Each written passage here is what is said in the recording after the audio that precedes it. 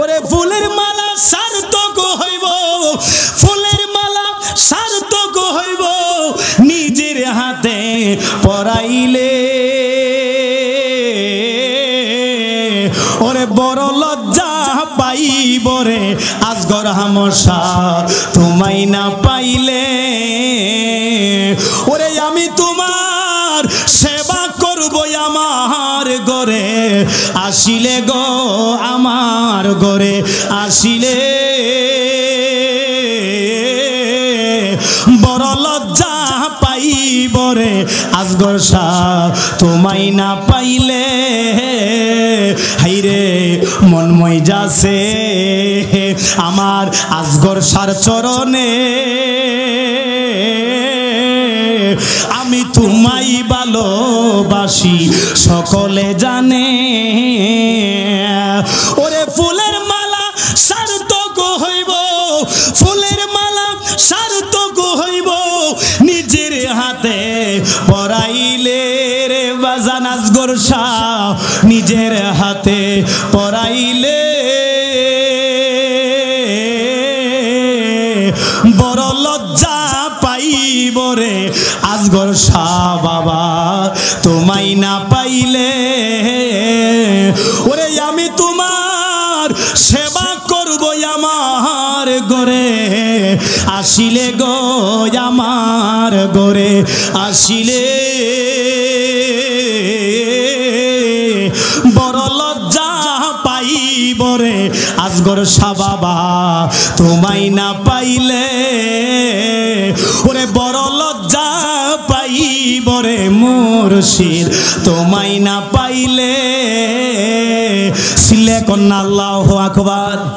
এই মাস হলো পবিত্র রবিউল আউয়াল শরীফ। কথা বলুন ঠিক কিনা, আরো জোরে বলুন ঠিক কিনা। এই রবিউল আউয়াল শরীফের মধ্যে আজকে ঈদে মিলাদুন নবীর মাস, যেই মাস হচ্ছে আমার নবীর আগমনের মাস, যেই মাস আমার দয়াল নবীর নূরানি কদম মুবারক দুনিয়ার মধ্যে লেগেছে, যেই মাসে আল্লাহ রসুল সাল্লাল্লাহু আলাইহি সাল্লামের শানে আমি আপনাদের সম্মুখে দুই একটা হাদিস বর্ণনা করতেছি, খেয়াল করবেন। আল্লাহ রসুল সাল্লাল্লাহু আলাইহি ওয়াসাল্লাম নূরের নবী, রহমতের নবী, উম্মতের কান্ডারি নবী, আমার দয়াল নবীজির কয়েকখানা হাদিস হযরতে আবু বকর সিদ্দিক রাদিয়াল্লাহু তাআলা আনহু থেকে বর্ণিত। আমার বাবাজিরা, বন্ধুরা, হযরতে আবু বকর সিদ্দিক রাদিয়াল্লাহু তাআলা আনহু তিনি আমার ঈদে মিলাদুন নবী রাসূলের মিলাদ সম্পর্কে বয়ান করতে লাগলেন।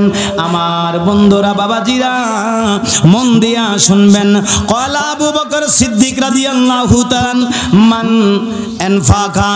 মান আনফাকা দিরহামা আলা ইকরাই মাউলুদুন নবী সাল্লাল্লাহু আলাইহি ওয়াসাল্লাম কানা রাফিকি ফিল জান্নাহ। আল্লাহ রাসূল সাল্লাল্লাহু আলাইহি ওয়াসাল্লাম আমার নবী, দয়াল নবী, রহমতের নবী ডাক দিয়া বলেন, দুনিয়ার আমার উম্মতেরা, হযরতে নবীর সাহাবী, প্রথম সাহাবীর নাম হলো হযরতে আবু বকর।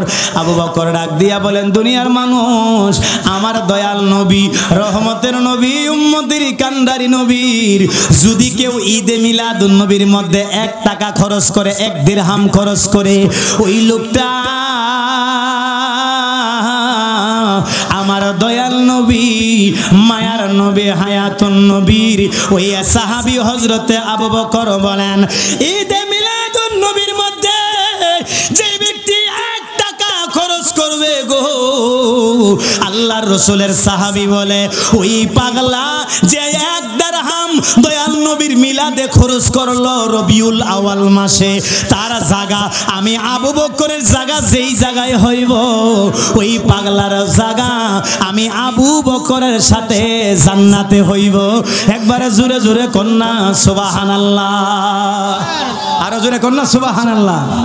এজন্য বলা হয়েছে নবীর প্রিয় সাহাবী হযরতে আবু বকর সিদ্দিকী, ওরে ভালোবেসে শৈল পাশে, ভালোবেসে শৈল পাশে যায়া দেখো মদিনা, মদিনা, মদিনা আশিক মুমিনের ঠিকানা। আর দিদার চেয়ে কাঁদো তোমরা, দিদার চেয়ে কাঁদো তোমরা, হো না নবীর দিও ঠিকানা মদিনা মদিনা আশিক ও মুমিনের ঠিকানা সিলে কন্না আল্লাহু আকবার আরো জোরে কন্না ইয়া রাসূলুল্লাহ এই আল্লাহর ওলির দরবারে আইসা আমরা খুশি না বেজার আরো জোরে কোন খুশি না বেজার আল্লাহর ওলিরা তাদের মাজার শরীফের মধ্যে জিন্দা না মুর্দা আরো জোরে কোন জিন্দা না মুর্দা একদল কই মইরা গেছে এজন্য তারা গিয়া মাজারের মধ্যে হামলা করে মাজারে গিয়ে আঘাত করে মাজারের মধ্যে বুম মারে মাজারের মধ্যে হামলা করে মাজার ভাঙতে চায় মাজার ভাঙ্গিয়া তারা মন্দির পাহারা দেয় তাই বোঝা গেল তারা প্রকৃত ইসলাম তাদের মধ্যে নাই প্রকৃত ইসলাম থাকলে মাজারকেও পাহারা দিত আল্লাহর ওলিরাই দেশের মধ্যে ইসলাম নিয়ে আসছেন কথা কোন ঠিক কিনা ওই মোল্লারা মৌলবীরা যদি আল্লাহর ওলিরা না আসতো এই বাংলাদেশের মধ্যে ইসলামের পতাকা উড়তো না ইসলামের পতাকা উড়াইছে যারা তারা হচ্ছে আমার আল্লাহর ওলিগণ কথা কোন ঠিক কিনা এই জন্যই তো বলি ওরে ফুলের মালা সার্থক হইব ফুলের মালা সার্থক হইব নিজের হাতে পরাইলে ওরে বড় লজ্জা পাইব রে আজগর হামশা তোমায় না পাইলে ওরে আমি তোমার সেবা করব আমার ঘরে আসিলে গো আমার ঘরে আসিলে বড় লজ্জা পাইব রে আজগর শাহ তোমায় না পাইলে হাইরে মনময় যাছে আমার আজগর শাহর চরণে আমি তোমায় ভালোবাসি সকলে জানে ওরে ফুলের মালা সার্থক হইব ফুলের মালা সার্থক হইব নিজের হাতে পরাইলে রে বাজান আজগর শাহ নিজের হাতে পরাইলে বড় লজ্জা পাইব রে আজগর শাহ বাবা তোমায় না পাইলে ওরে আমি তোমার সেবা করব আমার ঘরে আসিলে গো আমার ঘরে আসিলে বড় লজ্জা পাইব রে আজগর শাহ বাবা তোমায় না পাইলে ওরে বড় লজ্জা পাইব রে মুর্শিদ তোমায় না পাইলে সিলে কন্না আল্লাহু আকবার আরো জোরে কন্যা ইয়া রাসূলুল্লাহ আমার বাবাজিরা বন্ধুরা আমার আগে একজন আলেম আমার অত্যন্ত মহব্বতের স্নেহভাজন হযরত মাওলানা মুসা ভাই তিনি অত্যন্ত সুন্দর করে আমার নবীর আগমনের কথাগুলা বলছিলেন যদিও তিনারা সময় পাই নাই কথাগুলা বলতে পারে নাই আল্লাহর নবীর আগমন কেমন আগমন আমার নবী আপনার মতো আমাদের মতো ওই মৌলবীরা ডব্লিউ মৌলবীদের মতো আমার নবী নয় আমার নবী মা আমেনার গর্ভের মধ্যে আগমন করেছে আমার নবীর মা বলে আমি দেখতেছি আকাশের মধ্যে এমন একটা রৌদ্র এসে আমার মাথায় পড়া গেল আমার মাথার উপরে দুনিয়ার কোনো সাধারণ কোনো ছাতি আমারে ছায়া দেয় না আমার নবী আমার গর্ভের মধ্যে মা আমেনার গর্ভের মধ্যে মা আমেনা কয় আমার মাথার উপরে আমি দেখলাম আসমানের মেঘমালাগুলা আমি মা আমেনারে ছায়া দেয় ও মা আমেনা কয় মাথার উপরে কেন ছায়া আমার মাথার উপরে কেন ছায়া চলে আসলো অদৃশ্য আওয়াজ থেকে চলে আসলো আমেনা গো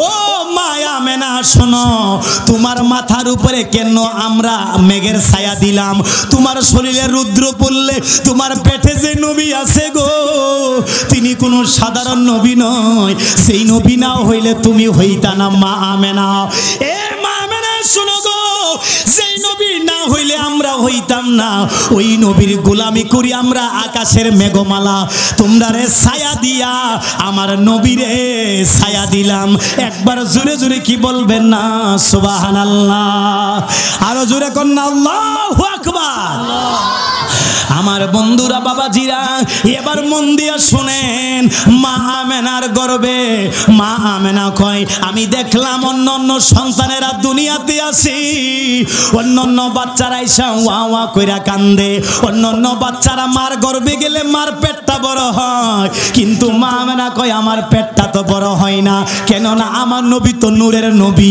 আমার বন্ধুরা আমার নবী হলো মায়ার নবী, নূরের নবী, আমার নবী রহমতের নবী, আমার নবী নূরের নবী। নূরের কোনো ওজন হয় না, নূরের কোনো ওজন মাপা যায় না, যেমন লাইটের আলোটারে কোনো ওজন করা যাবে না। আল্লাহর নবী হচ্ছে নূর, আউয়ালা মা খালাকাল্লাহু বিনূরি, আমি আল্লাহর নূর থেকে আমার দয়াল নবীর নূর কি বানাইছি। আমার নবীর নূর মা আমেনার গর্বে। মা আমেনা কয় বিয়ের আগে যেমন আমার পেটটা ছিল সমান, বিয়ের পরে যখন 9 মাস হয়ে গেছে, বিয়ের আগের মতো আমার গর্ভটা নবীর আগমনে আগের মতো রইয়া গেছে। একবারে জোরে জোরে কি বলবেন না সুবহানাল্লাহ, আরো জোরে কন্যা আল্লাহু আকবার, আরো জোরে জোরে কন্যা ইয়া রাসূলুল্লাহ। এজন্যই তো বলা হয়েছে 12 রবিউল আউয়াল এলেন রাসূল দুনিয়ায়, 12 রবিউল আউয়াল এলেন রাসূল দুনিয়ায়, সিজদায় পড়িয়া কান্দেন পাপী উম্মতের মায়ায়, 12 রবিউল আউয়াল এলেন নবী দুনিয়ায়, 12 রবিউল আউয়াল এলেন নবী দুনিয়ায়। চিৎকার মেরে কোন আল্লাহু আকবার, আরো জোরে কোন না ইয়া রাসূলুল্লাহ। আমার বাবাজিরা বন্ধুরা আলোচনার সামনের দিকে যাব না, আমার বন্ধুরা আল্লাহর ওলিদের সম্মান দিয়েছে কে? আরো যেরকম দিয়েছে কে? আমার বন্ধুরা বাবাজিরা আল্লাহর ওলিদের সম্মান দিয়েছে আমার আল্লাহ। এ বন্ধুরা নবীজির সম্মান দিয়েছে আল্লাহ। ঈদে মিলাদুন নবী আসলে কিছু ডব্লিউ মার্কার মোল্লার আর মাথা নষ্ট হয়ে যায়। আমার নবীর আগমনের কথায় আসলে আর যেখানে মাজার মুকাম দেখে কিছু মৌলবীরা আছে, মাজার মুকাম দেখলে হাইজানি উড়ে আসে না নাই? মাজার মনেদের জীবনের দুশ্মন, জানের দুশ্মন, আল্লাহর ওলিদেরকে দেখতে পারে না। আমার বাবাজিরা বর্তমানে আমরা যে পরিস্থিতির মধ্যে আছি, আজকে বাংলাদেশ জমিনের মধ্যে আমরা বেশি ভালো নাই। ভালো থাকবো কিভাবে? আপনারা সকলে তো জানেন বাংলাদেশের পরিস্থিতি। কি বলবো, দুঃখের কথা যুবক ভাইয়েরা, আপনারা সকলে জানেন। আমরা ফেসবুক খুললে দেখি এই বাংলাদেশের মানচিত্রকে যারা রক্ষা করেছে, বাংলাদেশের মুক্তিযোদ্ধাদের গলার মধ্যে জুতার মালা পরানো হয়েছে। জোরে কর নাউজুবিল্লাহ। মুক্তিযোদ্ধাদের গলার মধ্যে জুতার মালা, মুক্তিযোদ্ধাদেরকে হামলা, মুক্তিযোদ্ধাদেরকে অপমানই করেছে। এই বাংলাদেশের মুক্তিযোদ্ধারা যুদ্ধ না করলে আজকে বাংলাদেশে আমরা স্বাধীনভাবে কথা বলতে পারতাম। আজকে স্বাধীন দেশের মধ্যে স্বাধীনভাবে কথা বলি। যেই 30 লক্ষ শহীদের রক্তের বিনিময়ে, 2 লক্ষ মা বোনদের ইজ্জতের বিনিময়ে এই দেশ স্বাধীন পেয়েছি। আজকে সেই স্বাধীন দেশের মধ্যে আমরা স্বাধীন নাই। আজকে তাদের কাছে আমরা জিম্মি হয়ে যাচ্ছি। আমরা ওপেনলি কথা বলতে পারতেছি না, মন খুলে কথা বলতে পারতেছি না।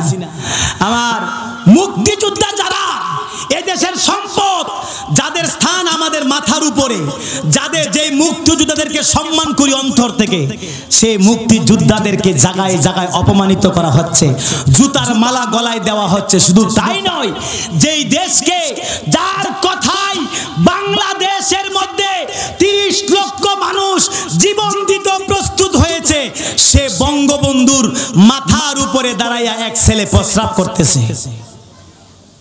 তিনার এক ভাস্কর্য দেখলাম, আমরা ভাস্কর্যের পক্ষে না, কিন্তু তিনার মাথার উপরে দেখলাম এক নাফরমান, যিনি বাংলাদেশকে স্বাধীন করেছে, বঙ্গবন্ধু। তিনার তো এই অবদানকে অস্বীকার করতে পারবো আমরা? তিনার মাথার মধ্যে দাঁড়াইয়া প্রস্রাব করতেছে। নাউজুবিল্লাহ বললেন না? বঙ্গবন্ধু শেখ মুজিবুর রহমান, তিনি হিন্দু না মুসলমান? মুজিবুর রহমান কি হিন্দু নাম হয়? বলেন কি হিন্দু না মুসলমান? তিনার একটা ছবির উপর কি প্রস্রাব করা যায়? আমরা কত নিচে নেমে গেলাম। বড় আফসোস, দুঃখের সাথে বলতে হয়, আমরা যে বাংলাদেশের নাগরিক, এটা বলতে আমাদের শরম লাগে। আল্লাহ বোঝার তৌফিক দান করুক, সকলে বলুন আমিন। আরো জোরে কোন আল্লাহুম্মা আমিন।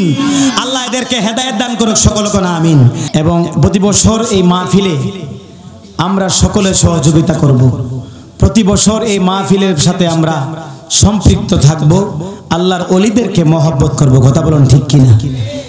এবং আল্লাহ যেন আমাদের এই বাংলাদেশের উপরে খাস রহমত দান করেন, সকলে কোন আমিন। আরো জোরে কোন আল্লাহুম্মা আমিন।